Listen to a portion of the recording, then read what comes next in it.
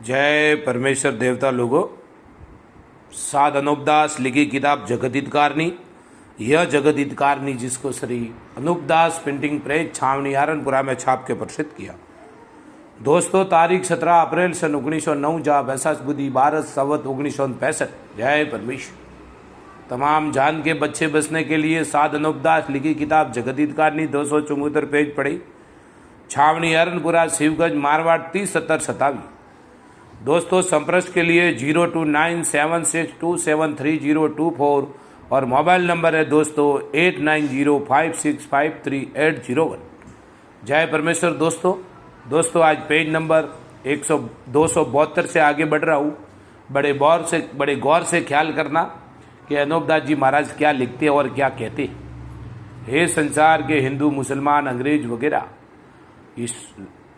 वगैरह लोभ को छोड़ दो और इन सौदागर माजदान के जाल की पहचान करो और एक दिल होके इन्हों के राक्षसी पाप को छुड़ाओ, जब तुम्हारे बाल बच्चे बचेंगे।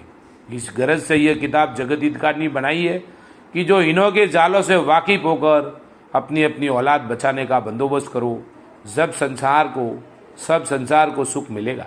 जय परमेश्वर। दोस्तों पेज नंबर 272 से आगे बढ़ रहा हूँ। बड़े गौर से ख्याल करना मेरे भाइयों, मेरे संसार के लोगों। बनियों के शामिल ही जन्म पाया है और एक ही टापू के रहने वाले। सो सब संसार के लोग भी कहते हैं कि एक मुल्क वाले शख्सों के हेत इरादा बहुत होता है कि जो आपस में लाज शर्म रखते और गैर के पास अपनी लाज शर्म को नहीं जाने देते हैं। सो एक मुल्क के रहने वाले एक की शर्म संसार में सदा रखते आए हैं। सो एक मुल्क के रहने वाले एक की शर्म संसार में सदा रखते आए, परंतु इन बनिए बेईमानों ने अपने मतलब के वास्ते क्या जाल किया है कि जो कदमी पाप है उनको अपने पास रखते हैं और उस कदमी पाप में से थोड़ा सा हिंदू मुसलमान को सल करके और सिखा के रावण ने हन्ना कुछ कंस कारून वगैरह की तरह से वगैरह को सल के अंदर डाल के गारद कराया और बुलाया कि तुम चार कूट में राज करना। सो राज का करना तो किधर को गया, बल्कि अपनी अपनी औलादों को जाल में मरवा दिए। परंतु ये बनिए शामिल रहे और उन्हों को अपने जाल की इन बनियों ने जरा भी खबर नहीं पड़ने दी। हालांकि उन्होंने इन बनियों के शामिल ही जन्म पाया था, परंतु जाल में हिंदुस्तान के लोगों को गारद कर दिया। उसी तरह से अब ये बनिए दूसरी विलायत से मिलने लगे हैं। सो आप लोगों को और अंग्रेजों को और रूम को और दूसरी विलायत को रावण अन्ना कुछ वगैरह की तरह से सल करके सगवे राज करने के लिए ये बनिए आप लोगों को सल के अंदर डालेंगे कि जिस तरह से हिंदुस्तान के लोगों को जाल में डाल के गारद कर दिया है, उसी तरह से आप लोगों को बहका के और कदमी पाप में से थोड़ा थोड़ा सिखा के और कुल विलायत में राज करने के वास्ते तुमको भी बहका के थोड़ा बहुत पाप सिखा देंगे।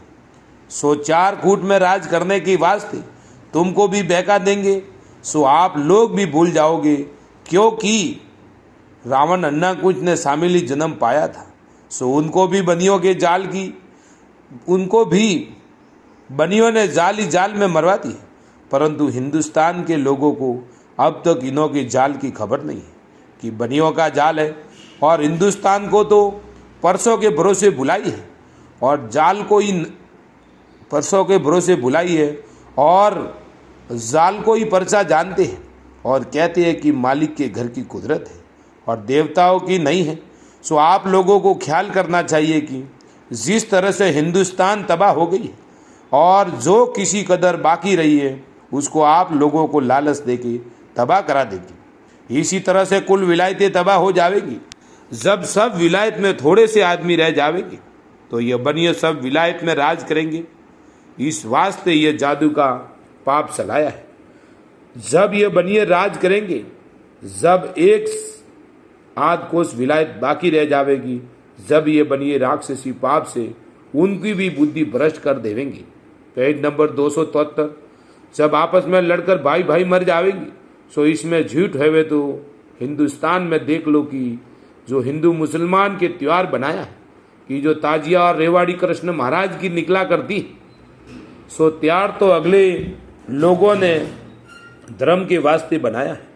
सो फकीरों को और साधु संतों को खाना खिलावे तो वो धर्म की बात है, और जो आपस में खाना खिलाया पिलाया करे तो वो हेत इरादा है। सो त्यार तो हेत इरादे के वास्ते अपनी अपनी जात में न्यारे न्यारे बनाए। सो हिंदू मुसलमान की बुद्धि राक्षसी जाल से ऐसी भ्रष्ट कर दी है कि जो त्यार में भी आपस में ही लड़कर मरते हैं। सो सब विलायत के राजा बादशाह इस बात को गौर करके देखो और ख्याल करो कि हिंदुस्तान के लोगों की बुद्धि कैद कर दी कि जो भाई भाई की बुराई करते हैं और आपस में कट कट के मर जाते हैं। इसी तरह से जबकि रावण वगैरह ने बुद्धि खराब कर दी थी, जब भी संसार के लोग आपस में कट कट करके मर जाते हैं, और रावण ने सल करके शिवजी और रामचंद्र जी और ऋषिवर वगैरह को बुला दिया था। जब शनिश्चर जी ने रावण का सल शिवजी रामचंद्र जी और ऋषिवर वगैरह को वाकिफ किया, फिर वो सल में नहीं पड़े। जब भी हम तुम आपकी बुजुर्गों की औलाद और राजा बादशाह की औलाद और ऋषिवीरों की औलाद और सब संसार की औलाद जीती है। अब यह बनियों का जाल प्रकट हुआ है, सो यह सल बहुत करेंगे। पहले तो बादशाह को छल करके बुला दिया था, क्या जाने क्या छल किया था। सो तो इनकी यही जाने, जिसका सबूत यह कि अगले बादशाहों ने इनके मंदिरों की पुतलियां वगैरह के नाक और कान कटवाकर मंदिरों को गिरवा दिए थे, और ये बनिए बेईमान गाय व सुअर की कस्में खाकर बस गए थे। और उन बादशाहों के मरने के बाद फिर इन्होंने जादू चला के उनकी बादशाह को और औलाद को गारद कर दिया। सो ये हिंदुस्तान में देख लो कि पैसा वगैरह जो राजा बादशाहों ने पैसा वगैरह जो बादशाहों ने इनसे लिया होगा वो भी फिर उनको गारद करके ले लिया होगा और उनकी औलाद को बिल्कुल खराब कर दिया, और दुनिया को दिन दिन खराब करके कम करते जाते हैं। क्योंकि पहले दुनिया में आदमी बहुत थे कि जब रामचंद्र जी महाराज ने रावण का जाल मिटाने को लंका पर चढ़ाई की थी, उस वक्त फौज में 18 पदम आदमी थे, और फौज में लड़ने वाले जवान जवान आदमी गए होंगे और बुढ़े और डोकरे और औरतें पीछे बची होंगे, पीछे भी रहे होंगे। सो ख्याल करोगी उस वक्त आदमी कितने होंगे। Page number 274। और अब मर्दमशुमारी में देखो कि हिंदुस्तान में कितने आदमी है, तो पहले से बहुत थोड़े हैं, परंतु कोई भी ख्याल नहीं करते और बनिए अनेक तरह से संसार को मारते हैं। और गुरु नानक ने अपनी पोथी में ऐसा लिखा है कि इन काफिरों का एतबार कभी नहीं करना चाहिए। साई इस कदर कस्में क्यों नहीं खावे कि जैसे कोई आदमी भरे हुए घी के कूप में हाथ घुसेड़ देवे और फिर उस हाथ को निकाल के तिलों में घुसेड़ देवे, तो तिलों के घुसेड़ देवे तो घी के भरे हुए हाथ में बेशुमार तिल लग जावे, इस कदर कसम खावे, तब भी काफिरों का एतबार न करना चाहिए। इसी तरह से कृष्ण महाराज के वक्त में संसार कंस राजा और हन्नाकुच और कारुण वगैरह के सल में नहीं पड़ा, क्योंकि शनेश्वर जी, कृष्ण जी महाराज और नरसिंह जी महाराज और गुरु नानक महाराज ने वाकिफ कर दिया, इस वास्ते सल में नहीं पड़े। इससे अपने अपने बुजुर्गों की औलाद बची। अगर सब संसार राक्षसों के सल में पड़ जाता तो गारद कर देते। इसी तरह से जो मेरे जीते जी बनिए अपना जाल छोड़ देवे तो बनिए भी उभर जावे, क्योंकि जैसे तुम संसार माई बाप की तरह से हो उसी तरह से बनियों को भी माई बाप जानता हो। परंतु ये बेईमान तुमको छल करके भुला देंगे, क्योंकि तुम लोगों को इनके जाल की खबर नहीं है, और मेरे को इन बनियों ने समामुख कल्पाया है, जैसे कि रावण ने शनिश्चर को समामुख कल्पाया था। इस वास्ते मुझको इनके जाल की मालूम है। अगर इनको जाल छुड़ाना होवे तो तुम लोगों से छल क्यों करें, परंतु ये तुमको छल करके भुला देंगे और बाद तुम्हारे मरने की तुम्हारी औलाद को गारद करेंगे। मेरे को ये बहुत फिक्र है क्योंकि मैं भी अकेला नहीं हूँ, मेरी भी ज़ात बिरादरी है। जिस कदर साकर की ओदू, मैं भी कोई अकेला नहीं हूँ तुम्हारी, क्योंकि तुम्हारी सबकी औलाद जादू से डूबती है। इस वास्ते इससे लिखता हूँ कि इनका छल है, और इसी वास्ते ये छल चलाया है कि सब विलायत को गारत करके यह कलंकी राज करेंगे। जो तुमको अपनी अपनी औलाद प्यारी है, तो तुम अंग्रेज और हिंदू मुसलमान इनके सल में मत पड़ना, नहीं तो ये मुल्कों में पैसा रहने देंगे और औलादों को दुखी करके गारत कर देंगे।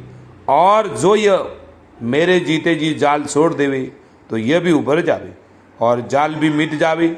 और बार बार कहता हूँ कि हरगिज हरगिज इनके सल में मत पड़ना, कि हमारी तुम्हारी जात और औलाद कायम रहे, चाहे ये कितना ही सल करे, परंतु जाल को छोड़ाना जो सुख प्राप्त हो।